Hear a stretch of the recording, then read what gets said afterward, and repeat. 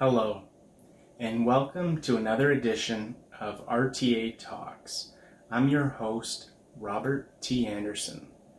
In today's series, we're here to talk to you about networking. So, this is our advisor growth tip number 8.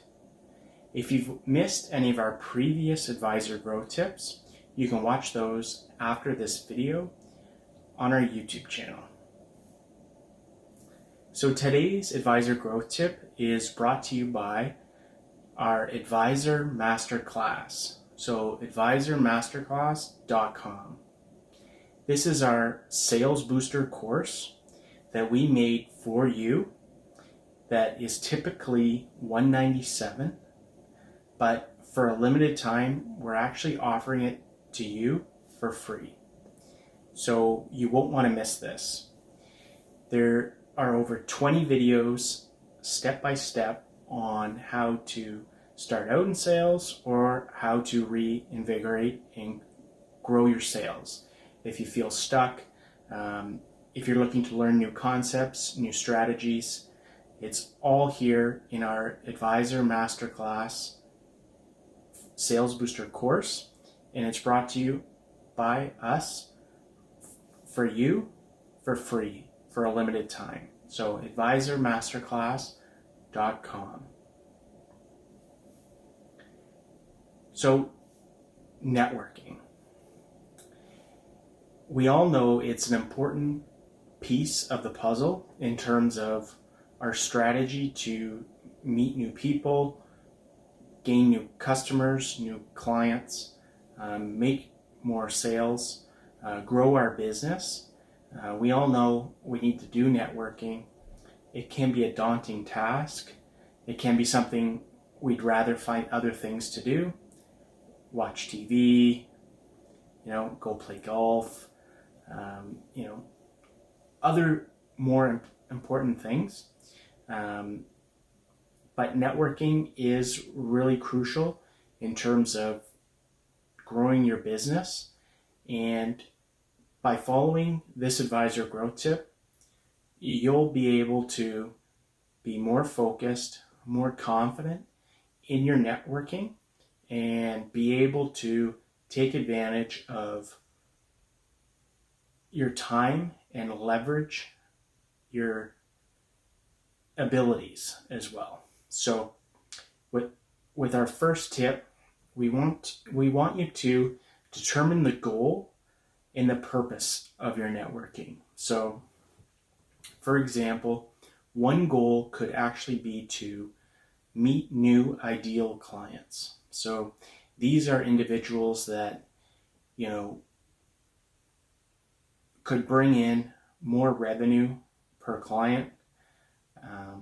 There may be more complex planning cases for you to work on, such as business owners, other professionals, high net worth cases, all those types of individuals or businesses could be your ideal client. So you want to first determine your goal. So it may not be ideal clients. It could be to simply grow your network.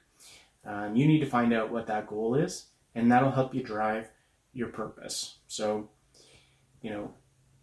knowing why you're doing something, what you're trying to achieve, and having that written out will be important to when you're having those thoughts about wanting to do something else or skip out on a networking event that you have scheduled. You won't do that, and you'll attend, and you'll have your purpose, you'll be focused, and you'll get results over time. So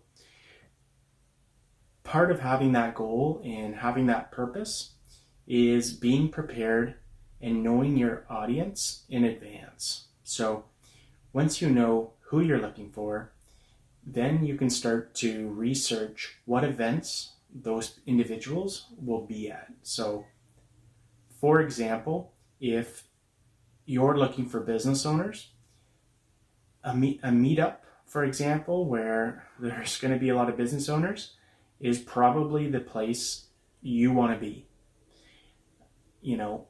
Where else are you going to find many of your ideal clients all at once.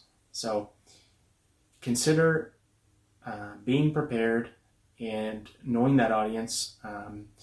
Sometimes events, there'll be some hype and posts on social media. Oh, I'm attending this event and whatnot. You can look for some of that. Sometimes events, if they're on social media, they may start to show a few people who are attending that event. And you can start to look up who those individuals are. Are those individuals that you may know, or are they people that you'll want to know? So do a little bit of homework before you go, and it'll go a long way while you're at the event to have more knowledge on your side. Then you want to aim to make 3 meaningful relationships, ask good questions, and then actively listen to what the person has to say.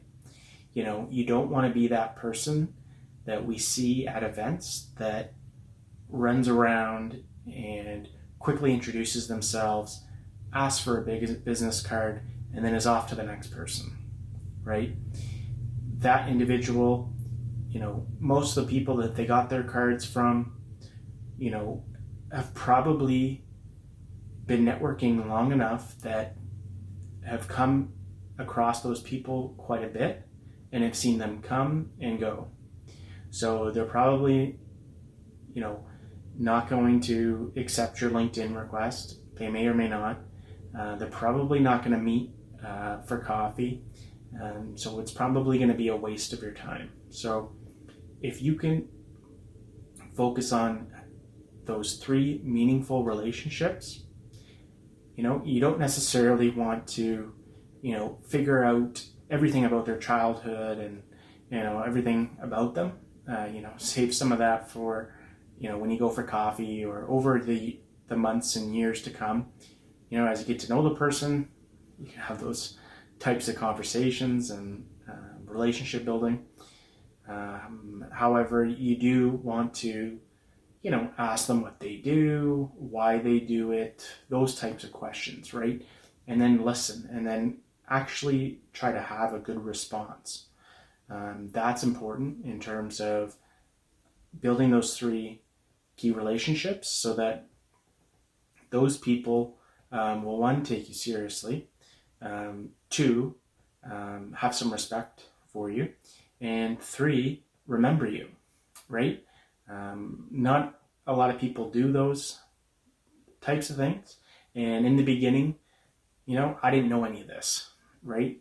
I didn't necessarily just run around and grab business cards, but I did try to get a lot of business cards, meet a lot of people, shake a lot of hands. And I wish I knew a lot of this when I started. So it kind of takes us into our last point.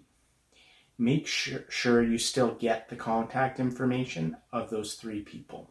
Or if you meet a few extra people, of course, you are allowed to get their business cards. You do want to be able to follow up for coffee. You do want to be able to add them on LinkedIn and stay connected. And at that point, you're able to have a little bit more one-on-one conversation, get to know what they do a little better, get to know them a little more personally. And then as you start to understand the person, then you can figure out, okay, how can I help them? You always want to help first. Being in sales or being a financial advisor, there's that perception of I'm going to be sold. So you want to lower those barriers and help first, and then eventually it'll all come back to you. It might not be that person even. It may be other people. However, you always want to have a good brand and a good reputation. So by always giving to everybody, you're creating that referral culture, and it will come back to you in return. So if you want to learn more on networking, you're going to want to check out our Advisor Masterclass. So advisormasterclass.com. Link is in the description. Here you'll learn more about networking, social media, and other ways to attract your ideal clients that you won't want to miss. And it's still free for a limited time before the price goes up. So check that out, advisormasterclass.com. We hope you got a lot of value out of this video. Please consider liking this video if you haven't already. Hit the subscribe button. That way you can be notified on our future advisor growth tips as well as our future reviews. So thanks again for watching this video, and we'll catch you in the next episode.